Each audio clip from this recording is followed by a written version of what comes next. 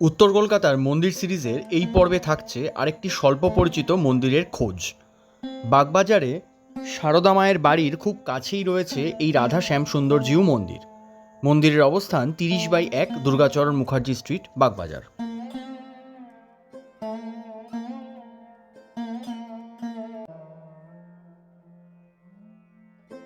বাইরে থেকে দেখলে এটাকে নিতান্তই একটি বাড়ি মনে হবে, কিন্তু এই বাড়িতে প্রবেশ করলেই আপনি পাবেন এক অপার শান্তি, দর্শন পাবেন রাধা শ্যামসুন্দরের।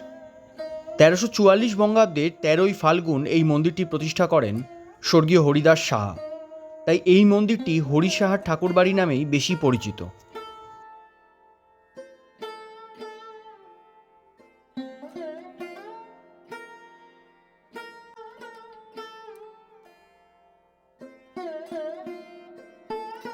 মন্দিরটি উঁচু বেদির ওপর অবস্থিত, সমতল ছাদ বিশিষ্ট ও দালান রীতিতে নির্মিত।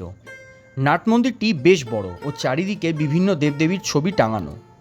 মন্দির প্রাঙ্গণে প্রতিষ্ঠাতা স্বর্গীয় হরিদাস সাহা, তার স্ত্রী স্বর্গীয়া মঞ্জরী দাসী, তার পুত্র স্বর্গীয় বঙ্কুবিহারী সাহা ও পুত্রবধূ স্বর্গীয়া নবকুমারী দাসীর মর্মর মূর্তি রয়েছে।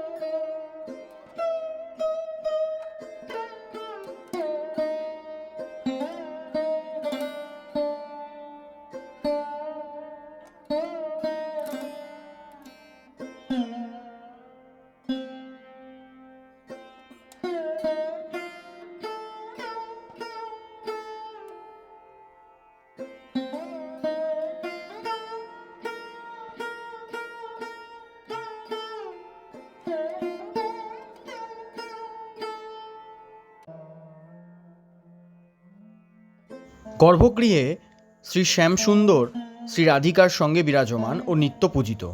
এই বিগ্রহ যুগলের দর্শন লাভ যেন বহু জন্মের পুণ্যের ফল।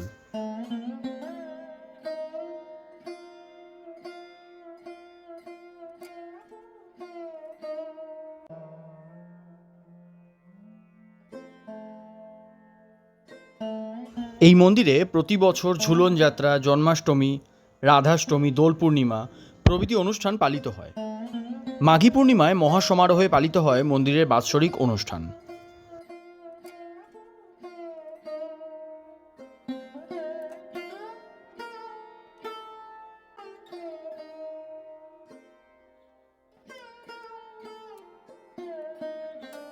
শ্যামবাজার মেট্রো স্টেশন থেকে হেঁটে বা রিকশায় আসা যায় এই মন্দিরে। আবার চক্ররেলের বাগবাজার স্টেশন থেকেও খুব সহজেই হেঁটে আসা যায় এই রাধা শ্যামসুন্দরজিউ মন্দিরে।